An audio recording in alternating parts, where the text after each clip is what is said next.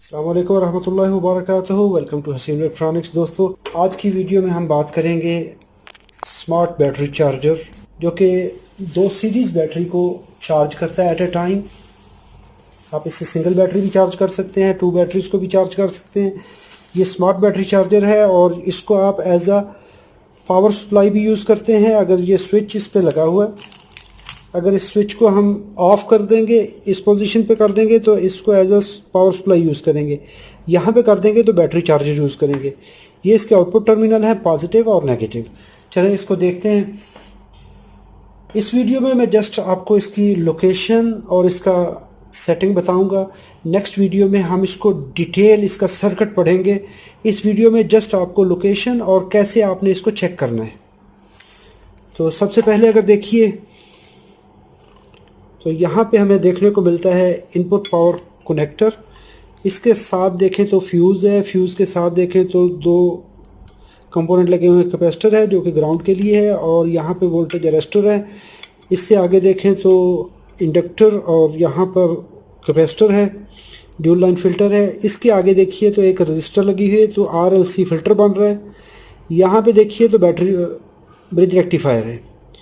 Bridge rectifier से जो output out होगी वो आप देखिए तो यहाँ से एक इसका डायोड लगा हुआ है। डायोड के आगे देखें ये प्रोटेक्शन के लिए, और दो इसके R1 और R12 R1 और एक 12 जो है ये लगे हुए हैं सीरीज़, दोनों लाइन के सीरीज़ में।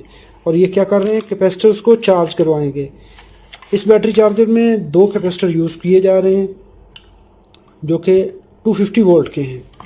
तो यहाँ पे देखिए तो कैसे इसका सर्किट बनता है। इसका सर्किट कुछ इस तरह से नज़र आएगा कि इनपुट टर्मिनल ये हो गया, इनपुट टर्मिनल ये हो गया। यहाँ पे देखें तो ये लाइन यहाँ पर आने के बाद ऐसे गुजर रही है। एक लाइन तो डायरेक्ट चली गई और दूसरी लाइन यहाँ से निकलेगी, ऐसे जाएगी। तो इसका मतलब है यहाँ पे कोई कंपोनेंट है। क्या है, आप ऐसे इसको देखिए तो यहाँ पे आता है इसका फ्यूज़, इनपुट फ्यूज़, जो कि 220 वोल्ट के लिए है। फ्यूज़ से गुजरेगी, गुजरने के बाद यहाँ पे देखें तो कैपेसिटर नज़र आएगा आपको इस एरिए में। दोनों लाइनों में ये बॉक्स कैपेसिटर लगा हुआ है। इसके आगे देखें तो यहाँ पे ये लाइन आके यहाँ पे रुक जाती है, तो हमारा सर्किट यहाँ पर भी आके रुक जाता है। तो इसका मतलब है यहाँ पे कुछ कंपोनेंट होना चाहिए जिससे करंट गुजरेगी, दोनों लाइनें, लाइन भी और न्यूट्रल भी। ऐसे हाथ रखें। अगर यहाँ पे पावर लगी हुई है तो फिर नहीं हाथ रखना। अभी जब ऑफ कंडीशन में है तो उस वक्त आपने इसको चेक करना है। ये नहीं है कि पावर लगा के तो फिर कहें जी अशरफ ने कहा था कि इस तरह चेक करना है। नहीं, अगर आपको इस बारे में अच्छा एक्सपीरियंस नहीं है तो कभी भी इस तरह के बोर्ड्स को जिसमें पावर डील होती है तो उसको कोशिश करें कि ना उस पर काम करें जब तक आपको अच्छा एक्सपीरियंस ना हो। तो फिर ये देखिए, अभी इस तरह से देखेंगे तो कौन सा कंपोनेंट आ रहा है, इंडक्टर आ रहा है। इंडक्टर को जा देखें तो इंडक्टर से गुजरने के बाद फिर हमारी लाइन यहाँ पे स्टॉप हो गई। ये लाइन इंडक्टर से गुजरने के बाद यहाँ पर स्टॉप हो गई। इसका मतलब यह हुआ कि यहाँ पे कुछ ना कुछ है। क्या है, अभी इसको देखते हैं। यहाँ पे आता है हमारा ब्रिज। तो ब्रिज रेक्टिफायर हमारा ये लगा हुआ है, तो इसकी आउटपुट देखेंगे यहाँ पे बनेगी। ये आउटपुट गुजरने के NTC रजिस्टर से गुजरने के बाद दोनों कैपेसिटर्स पे चली जाएगी। इन कैपेसिटर्स से होने के बाद यही हमारे वोल्टेज चले जाएंगे हमारे इस सर्किट में थ्रू दिस डायोड्स। एक डायोड, दूसरा डायोड, दोनों डायोड रिवर्स पोलैरिटी प्रोटेक्टर हैं। साथ में इसके ब्लीडर रजिस्टर लगी हुई हैं। ये दोनों कैपेसिटर हैं। और इस सर्किट में TL494 IC यूज़ हो रही है। उसको भी हम तफसील से देखेंगे कि वो कैसे ड्राइव बनाएगी, कैसे ड्राइव बनाकर इस सिग्नल ट्रांसफार्मर को ड्राइव देगी, और कैसे इसका पल्स फार्मिंग नेटवर्क पल्सेस बनाकर हमारी इन मॉसफेट को ड्राइव देगा, और कैसे ये ड्राइव इस ट्रांसफार्मर पर पहुंचेगी। यहाँ से वोल्टेज बनेंगे, जो चॉपिंग होगी, जो वोल्टेज चॉप करेंगे हम, ये यहाँ से होने के बाद हम इन डायोड से रेक्टिफाई करेंगे। यहाँ पर दो डायोड्स लगे हुए हैं, D6 और D13। उसके बाद ये फ़िल्टर से गुजरेगी। फ़िल्टर से गुज़रने के बाद यहाँ से होती हुई ये हमारे पास एक 50 ओहम की 5 वाट की रजिस्टर है, तो इस रजिस्टर में से गुजरेगी 5 वाट 50 ओहम। ये जंपर रजिस्टर है, कार्बन रजिस्टर है। इससे देखें तो आगे इसका एक सीरीज़ फ्यूज़ लगा हुआ है प्रोटेक्शन के लिए। ये 15 एम्पेयर का फ्यूज़ लगा हुआ है, इसमें से गुजरेगी, तब ये वोल्टेज हमारे यहाँ पर पहुँचेंगे और उसके बाद हमें मिलेंगे आउटपुट टर्मिनल पर। तो इसको इस तरह से रखेंगे।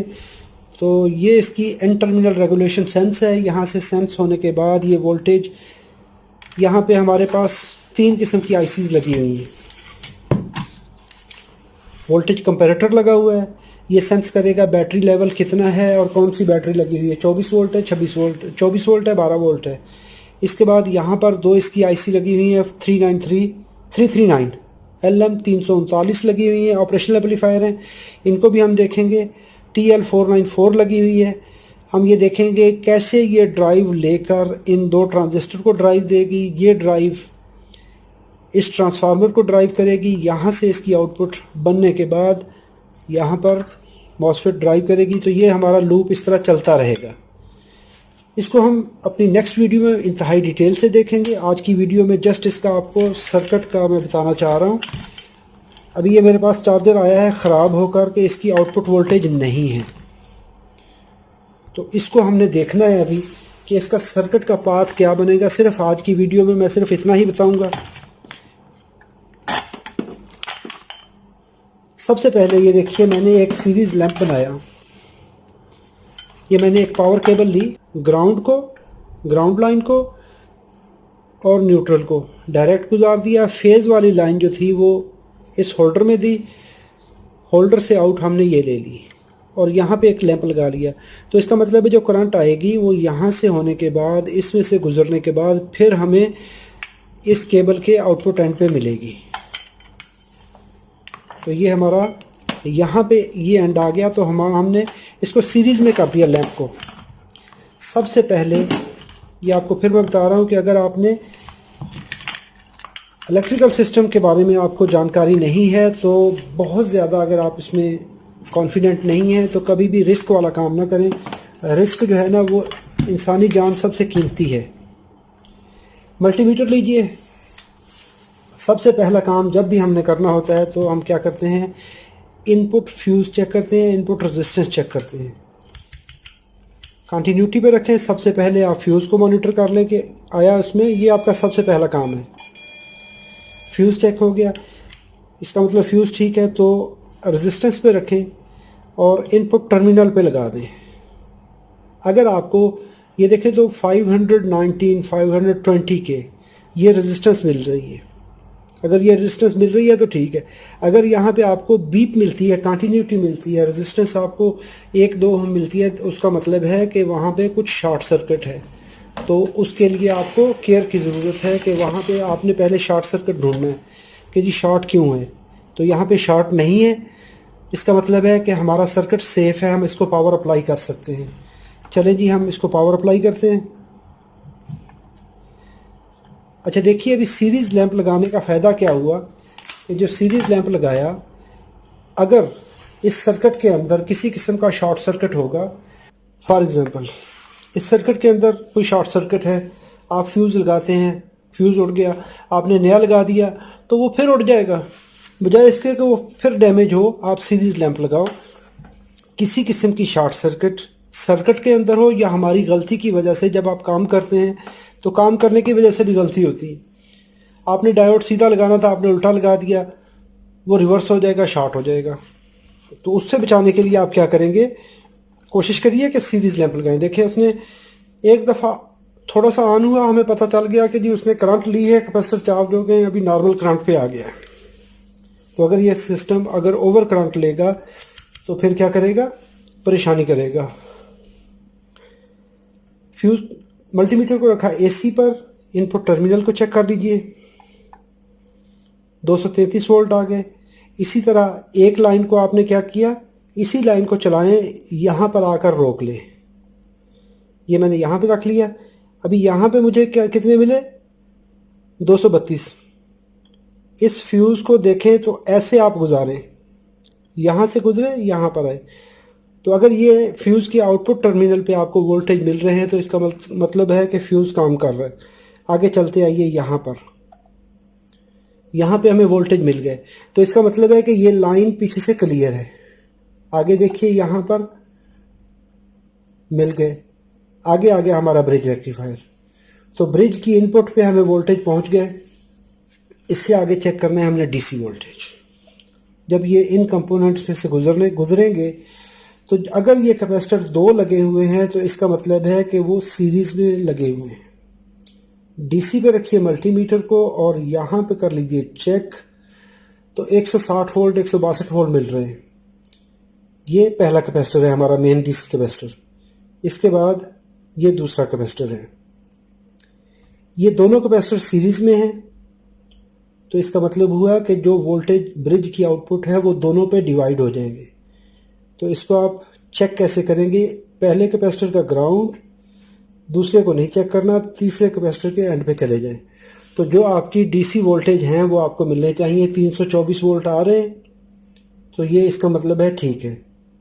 अगर यहाँ पे 324 नहीं आ रहे, यहाँ पे आपको मिलते हैं फॉर एग्जांपल 220 वोल्ट डीसी मिलते हैं, तो ये कैपेसिटर ठीक नहीं है।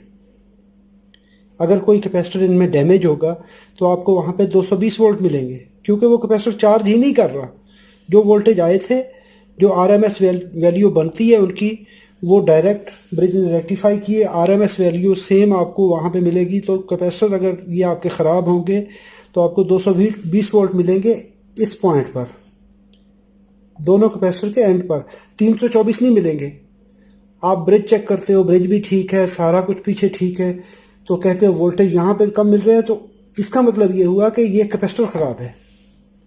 अगर इसमें बहुत हैवी वेरिएशन आ रही है तो इसका मतलब है कि हमारा जो नेक्स्ट सर्किट है उसमें कुछ प्रॉब्लम है। चलें जी, ये तो हमने इनपुट सर्किट चेक किया। इस सर्किट को इंतहाई डिटेल से और बराबर सर्किट डायग्राम बनाकर हम नेक्स्ट चेक करेंगे। अभी यहाँ पे हमारा आता है ट्रांसफार्मर, आउटपुट ट्रांसफार्मर। इसको चेक कर लेते हैं कि इसकी इनपुट जो है आउटपुट बन रही है कि नहीं बन रही। अगर नहीं बन रही तो फिर आप इस सर्किट में जाएंगे। अगर यहाँ पे आउटपुट आपके पास बन रही है तो इसका मतलब है आपको फिर इस सर्किट में जाने की ज़रूरत नहीं है। तो ये ट्रांसफार्मर आ गया हमारा, ये इसका इनपुट साइड है, ये आउटपुट साइड है। तो इसको देखिए, यहाँ पर ये है इसकी हमारी ग्राउंड लाइन, क्योंकि ये कैपेसिटर का सेंटर टर्मिनल है ये वाला, और ये इसका आउटपुट टर्मिनल है। इसको ऐसे देखिए, यहाँ पर आकर रोक लें और इसको देखेंगे तो ये ऐसे मिलकर ये ब्रिज पे जा रहा है, और ब्रिज की ये आउटपुट जो है हमें मिल रही है 12 वोल्ट डीसी। इसको देखेंगे तो ये जा रही है, यहाँ पे 2 रेक्टिफायर हमारे लगे हुए, 1 और 2, ये मिले हमें 12 वोल्ट। ये वेरी हो रहे हैं क्योंकि इसको फीडबैक नहीं मिल रही, क्योंकि हमारा प्रॉब्लम है आगे। तो इसका मतलब है ये फीडबैक, यहाँ पे वोल्टेज बने, इन दोनों डायोड्स के एनोड से निकले वोल्टेज, निकलने के बाद यहाँ पर आए, यहाँ पे लगा हुआ है एक चोक लगी हुई है, मेन हमारा जो इंडक्टर है वो लगा हुआ है। ये वोल्टेज यहाँ से बनने के बाद, अभी इसको मैं ग्राउंड को ऐसे पकड़ता हूँ, ऐसे गुजरने के बाद, रजिस्टर में से गुजरने के बाद इस पॉइंट पे पहुँच गए। जब इस पॉइंट पे पहुँचे हैं तो इसके बाद इसने गुजरना है फ्यूज़ में से। इसके फ्यूज़ के एक एंड पे वोल्टेज हैं, फ्यूज़ के दूसरे एंड पे वोल्टेज नहीं है। अगर ये वोल्टेज नहीं है तो कैसे गुजरेंगे? इसलिए ऐसे गुजरना है। फिर 2 डायोड सीरीज़ में हैं जो कि प्रोटेक्शन के लिए हैं। तो अगर किसी वजह से किसी ने बैटरी उल्टी लगा दी तो ये डायोड उस वक्त रिवर्स बायस, फॉरवर्ड बायस हो जाएंगे, क्योंकि उनकी पोलैरिटी चेंज हो जाएगी। जब चेंज होगी तो हमारे आउटपुट टर्मिनल पे ज़्यादा करंट फ्लो करेगी इन डायोड्स की वजह से। तो क्या होगा कि हमारा ये फ्यूज़ बर्न हो जाएगा, ये फ्यूज़ हमारा जल जाएगा। तो इसका मतलब हुआ कि हमारा जो वोल्टेज हमने बनाए हैं, यहाँ तक वोल्टेज पहुँच रहे हैं लेकिन टर्मिनल पर नहीं पहुँच रहे, इस जगह पर नहीं पहुँच रहे। ये देखें तो ये कनेक्ट होके ऐसे आ रहा है, यहाँ पे वोल्टेज पहुँच गए लेकिन ये वोल्टेज पास नहीं हो रहे यहाँ से। अभी देखिए, इंडक्टर में से गुजरने के बाद और उसमें सारा गुजरने के बाद एक एंड हमारा ये आ गया जो कि हमारे आउटपुट कैपेसिटर हैं। आउटपुट कैपेसिटर पे वोल्टेज पहुँचे हुए हैं लेकिन फ्यूज़ से आगे नहीं गुजर रहे, फ्यूज़ के एक एंड पे, फ्यूज़ से दूसरे एंड पे नहीं जा रहे। तो इसको हमने चेक करना है कि आया ये फ्यूज़ में प्रॉब्लम तो नहीं है। आप इसको पावर को रिमूव कीजिए। जब भी आपने मल्टीमीटर को कंटिन्यूटी पे लगाना है तो उस वक्त क्या करेंगे, अपने आउटपुट टर्मिनल पे जो कैपेसिटर लगा हुआ है उसको डिस्चार्ज कर लीजिए, क्योंकि जब आप इन सर्किट किसी भी चीज़ की रेजिस्टेंस पढ़नी है या आपने उसकी कंटिन्यूटी लेनी है तो आप क्या करेंगे, कैपेसिटर डिस्चार्ज कर लीजिए। ये देखिए मल्टीमीटर इस फ्यूज़ को नहीं पढ़ रहा, तो इसका मतलब ये हुआ कि हमारा ये फ्यूज़ डैमेज है। इस फ्यूज़ को हम करेंगे रिप्लेस। यहाँ तक मैंने आपको इंट्रोडक्शन देना था आज। नेक्स्ट वीडियो में हम इसको इन डिटेल पढ़ेंगे। इसका हमारे पास आज एक मोटा सा स्केच बन गया। स्केच कैसा बना, एसी आई यहाँ से EMI फ्यूज से गुजरी, EMI फिल्टर से गुजरी, ब्रिज से गुजरी, NTC से गुजरने के बाद कैपेसिटर चार्ज हो गए। कैपेसिटर चार्ज होने के बाद हमारे पास एक इसकी अपनी VCC सप्लाई बनी यहाँ पर, वो VCC कैपेसिटर पे आई और वो वोल्टेज उनको हम इन डिटेल देखेंगे नेक्स्ट स्टेप में। तो यहाँ पर हमारी TL494 लगी हुई है, इसने ऑसिलेशन स्टार्ट कर दी। जब ये स्टार्ट करेगी तो हमारी ये ऑसिलेशन इन दो ट्रांजिस्टर पर आएगी।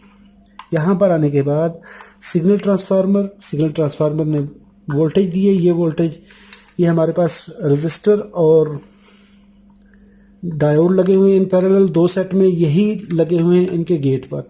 गेट को ड्राइव मिलेगी, यही वोल्टेज आएंगे इस ट्रांसफार्मर पर, इन कैपेसिटर्स के। तो उस वक्त क्या होगा कि हमारे ट्रांसफार्मर से आउटपुट मिलेगी, रेक्टिफाई होगी और ये सिस्टम ऐसे काम करेगा। तो अभी हमारा ये फ्यूज़ जो है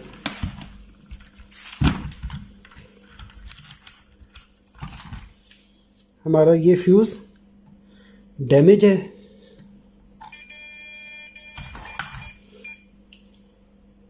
ये फ्यूज़ डैमेज है, इस फ्यूज़ को हम रिप्लेस करेंगे।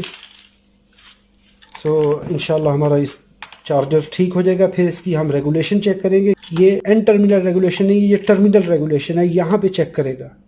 तो सेंस इसको नहीं मिल रही, जब सेंस लाइन मिलेगी तो इसके वोल्टेज रेगुलेट हो जाएंगे। अपना ढेर सारा ख्याल रखिएगा, अपनी दुआओं में याद रखिएगा। अस्सलाम वालेकुम रहमतुल्लाहि व बरकातुहू। अल्लाह हाफ़िज़।